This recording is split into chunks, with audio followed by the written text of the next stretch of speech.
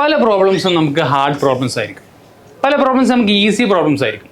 അതിന് നമ്മൾ ഡിഫറൻഷ്യേറ്റ് ചെയ്യുന്നത് ഒരു പ്രോബ്ലം നിങ്ങൾ മുന്നേ കണ്ടിട്ടുണ്ടോ ഇല്ലയോ എന്ന് വെച്ചിട്ടാണ്. ഓക്കെ, നമ്മൾ ഇന്നിവിടെ ഈ വീഡിയോയിൽ കവർ ചെയ്യാൻ പോകുന്നത് how to face hardest problems in mathematics. Mathematics നിങ്ങൾ പഠിക്കുമ്പോൾ നിങ്ങൾ ഓരോ ക്വസ്റ്റ്യൻസ് ഒരുപാട് ചെയ്തിട്ടുണ്ടായിരിക്കും. ചില ക്വസ്റ്റ്യൻസ് നിങ്ങൾക്ക് ഹാർഡായിട്ട് ഫീൽ ചെയ്യും, ചില ക്വസ്റ്റ്യൻസ് നിങ്ങൾക്ക് ഈസി ആയിട്ട് ഫീൽ ചെയ്യും.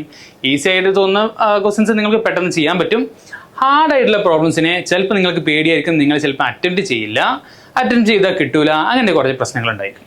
എന്നാൽ ഹാർഡസ്റ്റ് ആയിട്ടുള്ള പ്രോബ്ലംസ് എങ്ങനെയാണ് നമുക്ക് ഫേസ് ചെയ്യാൻ പറ്റുക എന്നുള്ളതാണ് നമ്മൾ ഈ വീഡിയോയിൽ ചെക്കൗട്ട് ചെയ്യാൻ പോകുന്നത്. നമുക്കിതിനെ കുറച്ച് ഡിവൈഡ് ചെയ്ത് നമുക്ക് നോക്കാം.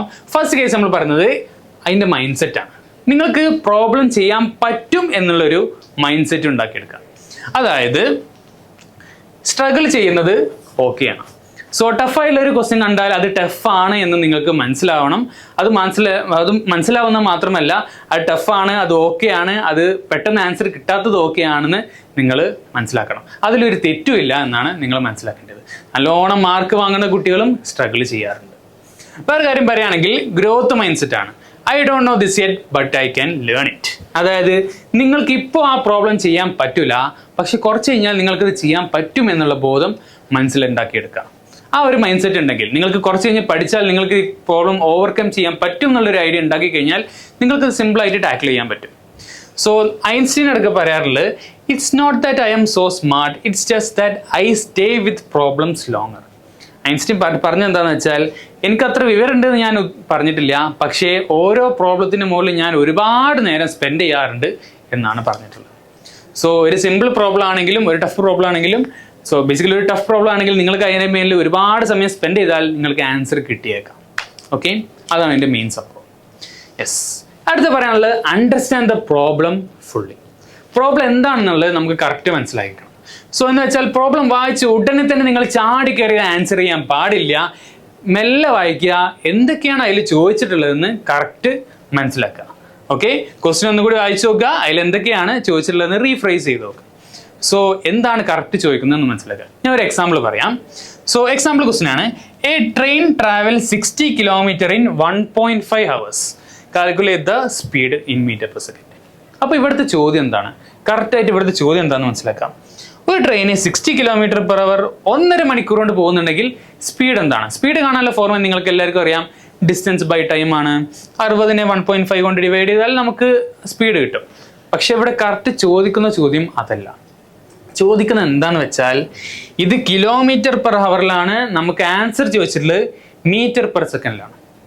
അതിൽ കൺവേർഷൻ ഇല്ല, km/h m/s കൺവേർട്ട് ചെയ്യുക. അതാണ് ഇവിടുത്തെ ക്വസ്റ്റ്യൻ എന്ന് വെച്ചാൽ. അതാണ് ഞാൻ പറഞ്ഞത്, അണ്ടർസ്റ്റാൻഡ് ദ പ്രോബ്ലം ഫുള്ളി. എന്താണ് ഇവിടെ കറക്റ്റ് ചോദിക്കുന്നത്? What it is really asking, what is it really asking, എന്താണ് ഇവിടെ ചോദിക്കുന്നതെന്ന് കറക്റ്റ് മനസ്സിലാക്കുക. അതാണ് ഇവിടുത്തെ പ്രോബ്ലം. ഇവിടുത്തെ പ്രോബ്ലം എന്താണെന്ന് വെച്ചാൽ സ്പീഡ് കാൽക്കുലേറ്റ് ചെയ്യുക എന്നുള്ളതല്ല. ഇവിടുത്തെ പ്രോബ്ലം എന്താണെന്ന് വെച്ചാൽ km/h m/s ആക്കി മാറ്റുക എന്നുള്ളതാണ്. ഓക്കെ, നമുക്ക് തേർഡ് പോയിന്റ് എന്താ നോക്കാം. Break it into smaller parts. ഒരു വലിയ പ്രോബ്ലത്തിനെ നമുക്ക് ചെറിയ ഭാഗങ്ങളാക്കി മാറ്റാം. എക്സാമ്പിൾ നോക്കുക, split the problem into steps or parts. Okay, ഒരു സാധാരണ നമ്മൾ പ്രോഗ്രാമിംഗിലൊക്കെ നിങ്ങൾ കേട്ടിട്ടുണ്ടായിരിക്കും, ഒരു വലിയ പ്രോബ്ലത്തിനെ നമുക്ക് ചെറിയ പ്രോബ്ലംസ് ആക്കുക, എന്നിട്ട് ചെറിയ പ്രോബ്ലംസിനെ നമുക്ക് സോൾവ് ചെയ്ത് അപ്പോൾ നമുക്ക് വലിയ പ്രോബ്ലം താനെ സോൾവ് ആയി വരും. ആ ഒരു കേസാണ് ഇവിടെ പറഞ്ഞിട്ടുള്ളത്. Okay, can I solve the small piece of it first. നമുക്കൊരു എക്സാമ്പിൾ ഒരു ക്വസ്റ്റ്യൻ നോക്കാം. ഇവിടെ നോക്കാം, 55 + 45 whole square minus 55 minus 45 whole square minus divided by 45 × 55 × 55. Okay, പ്രത്യക്ഷത്തിൽ കാണുമ്പോൾ വലിയ പ്രോബ്ലം തോന്നും, പക്ഷെ എന്ത് ചെയ്യുക, ഫസ്റ്റ് ഇത് a² - b² എന്നുള്ള ന്യൂമറേറ്റർ മാത്രം നോക്കുക, ബാക്കിയുള്ളതിനൊക്കെ ഒഴിവാക്കുക, ന്യൂമറേറ്റർ മാത്രം നോക്കുക. 55 + 45 whole square minus 55 minus 45 whole square, a² - b² ആണ്. അതിന് നിങ്ങൾക്ക് a + b × a - b എന്ന് എഴുതാൻ പറ്റും. അങ്ങനെ നമുക്ക് ഒരു വലിയ പ്രോബ്ലത്തിനെ നമ്മൾ ചെറിയൊരു പ്രോബ്ലം ആക്കി മാറ്റി അതിനെ സോൾവ് ചെയ്തതിന് ശേഷം ആ വലിയ പ്രോബ്ലത്തിലേക്ക് കയറാം. ബേസിക്കലി ഒരു വലിയ പ്രോബ്ലത്തിനെ ചെറിയ സ്മോളർ പ്രോബ്ലംസ് ആക്കി മാറ്റുക എന്നുള്ളത് അത്യാവശ്യം നല്ല എഫിഷ്യൻ്റ് ആയിട്ടുള്ള ഒരു മെത്തേഡാണ്.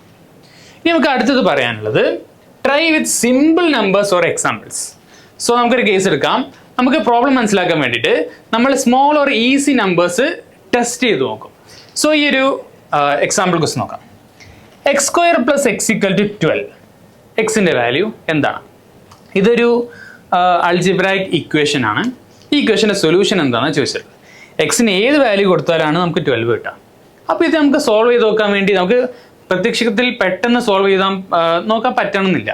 നമ്മൾ എക്സിന് ഒരു വാല്യൂ ഒക്കെ ഇട്ടെടുത്ത് നോക്കാം. എക്സിന് 1 കൊടുക്കുക. അപ്പോൾ 1 സ്ക്വയർ പ്ലസ് 1, അതായത് ഇവിടെ 2 കിട്ടും. 2 ഈക്വൽ ടു 12 കിട്ടും. അത് തെറ്റാണെന്ന് നമുക്കറിയാം. അപ്പോൾ 1 അല്ല അതിൻ്റെ ആൻസർ. ഇനി നമുക്ക് 2 കൊടുത്ത് നോക്കാം. 2ൻ്റെ സ്ക്വയർ 4 ആണ്. 4 പ്ലസ് 2 6 ആണ്. 6 ഈക്വൽ ടു 12. അതല്ല എന്ന് നമുക്കറിയാം. ഇനി നമുക്ക് എക്സിന് 3 കൊടുത്ത് നോക്കാം. സോ 3 സ്ക്വയർ 9 ആണ്. 9 പ്ലസ് 3 12 ആണ്. 3 ഒരു ആൻസറാണ്. സോ അങ്ങനെ കുറച്ച് പരിപാടികളുണ്ട്. അപ്പോൾ ഇവിടുത്തെ മെത്തേഡ് എന്താണ്? ട്രൈ വിത്ത് സിമ്പിൾ നമ്പേഴ്സ്.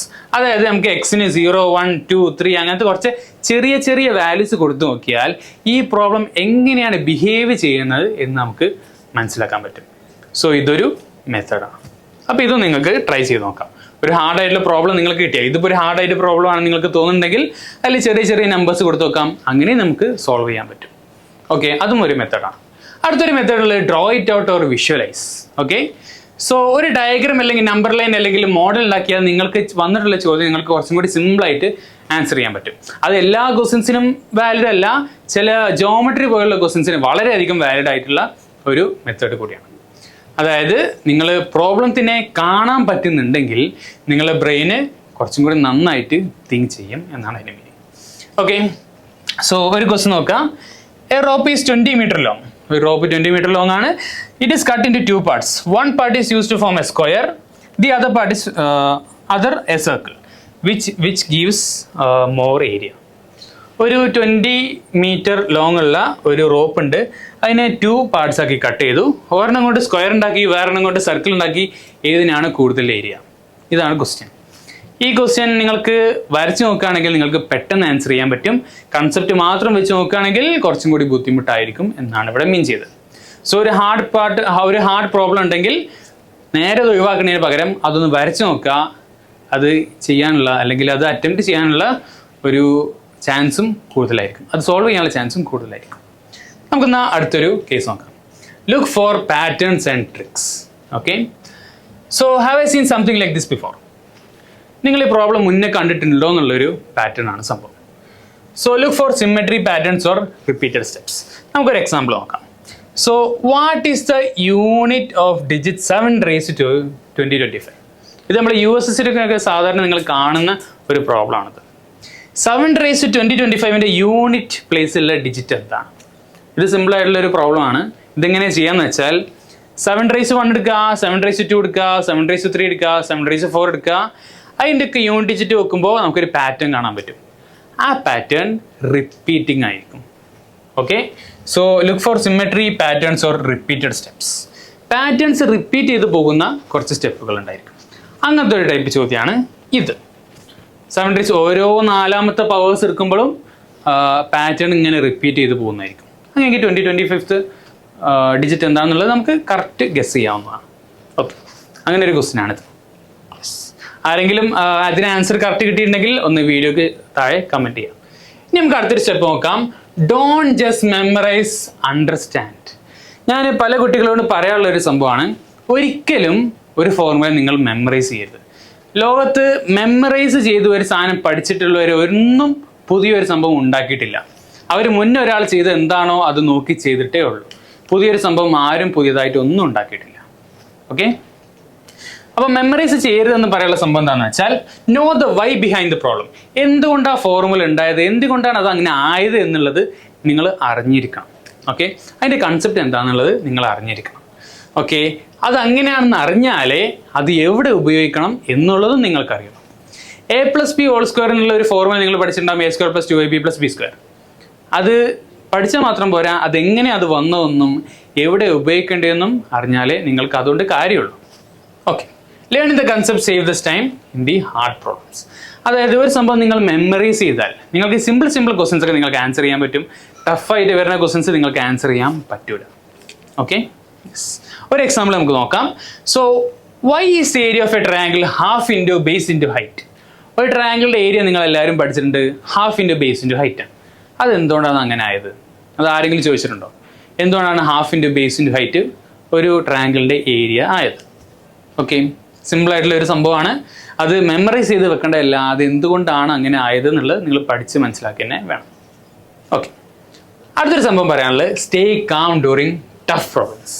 ഓക്കെ, ഇതിൽ കാര്യമായിട്ടൊന്നും അങ്ങനെ പറയാനില്ല. സോ ടഫ് പ്രോബ്ലംസ് ആണെങ്കിൽ നിങ്ങൾ എന്ത് ചെയ്യുക, ഒന്ന് ഒരു ഡീപ്പ് ബ്രെത്ത് എടുക്കുക, മൈൻഡ് ഒന്ന് റിലാക്സ് ചെയ്യുക, എന്നിട്ട് ലീവ് ചെയ്യുക. വേണമെങ്കിൽ കുറച്ച് കഴിഞ്ഞിട്ട് തിരിച്ച് വന്നാൽ മതി. അത് ഈ പ്രോബ്ലത്തിലോട്ട് മാത്രമല്ല, മാത്സ് പ്രോബ്ലം ചെയ്യുന്ന മാത്രമല്ല, നിങ്ങൾ എന്തെങ്കിലും ജീവിതത്തിൽ എന്ത് ടാസ്ക് ചെയ്യുകയാണെങ്കിലും നിങ്ങൾക്കത് ഭയങ്കര ബുദ്ധിമുട്ടാണ് തോന്നുകയാണെങ്കിൽ അപ്പോഴത്തേക്ക് അത് ലീവ് ചെയ്യുക. പിന്നെ എപ്പോഴെങ്കിലും കുറച്ച് സമയം എടുത്ത് കഴിഞ്ഞിട്ട് തിരിച്ചു വരിക. അങ്ങനെ തിരിച്ചു വന്നാൽ നിങ്ങൾക്കത് സോൾവ് ചെയ്യാൻ പറ്റും എന്നുള്ള പോസിബിലിറ്റി കൂടുതലായിരിക്കും. നിങ്ങൾ പ്രോബ്ലം സോൾവ് ചെയ്യാനുള്ള പ്രോബിലിറ്റി കൂടുതലായിരിക്കും. യെസ്, ഇത് പലപ്പോഴും സംഭവിക്കാറുള്ള ഒരു കേസും കൂടിയാണ്. സോ പ്രോബ്ലം അവിടെ ലീവ് ചെയ്യുക, കുറച്ച് കഴിഞ്ഞിട്ട് തിരിച്ചു വരിക. Okay, don't compare your speed with others. നമ്മുടെ പലരുടെയും ജേണി ഡിഫറെൻ്റ് ആണ്. പലരും പല പല സ്പീഡിൽ ആൻസർ ചെയ്യുന്നവരായിരിക്കും. നിങ്ങളുടെ സ്പീഡ് ഒരിക്കലും നിങ്ങൾ വേറെ ഒരാളായിട്ട് കമ്പയർ ചെയ്യേണ്ട ആവശ്യമില്ല. ഇതിപ്പോൾ ലേണിംഗ് സ്റ്റേജ് മാത്രമാണ്. കമ്പയർ ചെയ്യേണ്ട ചാൻസസ് വരും, അപ്പം നിങ്ങൾ കമ്പയർ ചെയ്താൽ മതി. ഇപ്പം നിങ്ങൾ ഒരു ലേണിംഗ് സ്റ്റേജിൽ നിങ്ങൾ അങ്ങനെ കമ്പയർ ചെയ്യേണ്ട ആവശ്യമില്ല. ഓക്കെ, സോ മിസ്റ്റേക്സ്, യെസ്, ഇത് വളരെ ഇമ്പോർട്ടൻ്റ് ആയിട്ടുള്ള ഒരു കേസാണ്. സോ മിസ്റ്റേക്ക് നോട്ട്ബുക്ക് എന്നുള്ളൊരു ബുക്ക് പലരും കീപ്പ് ചെയ്യാറുണ്ട്. ടഫായുള്ള ക്വസ്റ്റ്യൻസ് വരുമ്പോൾ അതിലേക്ക് പകർത്തി എഴുതിയിട്ട് അത് പിന്നെ സോൾവ് ചെയ്യാൻ വേണ്ടി പലരും കീപ്പ് ചെയ്യാറുണ്ട്. അത് നല്ലൊരു ശീലമാണ്. സോ മിസ്റ്റേക്കിനെ കുറിച്ച് പറയുകയാണെങ്കിൽ your brain gross most when you can correct errors. നിങ്ങളൊരു തെറ്റ് വന്നിട്ട് ആ തെറ്റിനെ തിരുത്തുമ്പോഴാണ് നിങ്ങളുടെ ബ്രെയിനിന് അത് ഏറ്റവും നന്നായിട്ട് അതിന് പകർത്തിയെടുക്കാൻ പറ്റുന്നത്. So you will learn better when you correct your mistakes. Error എന്താണ് നിങ്ങൾക്ക് വന്ന് അതിനെ നിങ്ങൾ ശരിയാക്കുമ്പോഴാണ് നിങ്ങൾ ശരിക്കും പഠിക്കുന്നത്. അങ്ങനെ പഠിക്കുന്നത് ബ്രെയിനിൽ കുറച്ചും കൂടി നന്നായിട്ട് സ്റ്റോർ ചെയ്യപ്പെടും. ഓക്കെ, സോ ലാസ്റ്റ് എനിക്ക് പറയാനുള്ളത് practice smart, not just more. So ഞാൻ ഫസ്റ്റ് വീഡിയോൻ്റെ സ്റ്റാർട്ടിങ്ങിൽ പറഞ്ഞിട്ടുള്ളതാണ്, കുറേ പേർക്ക് ചില പ്രോബ്ലംസ് ഹാർഡായി തോന്നും, കുറേ പേർക്ക് ചില പ്രോബ്ലംസ് ഈസി ആയി തോന്നും.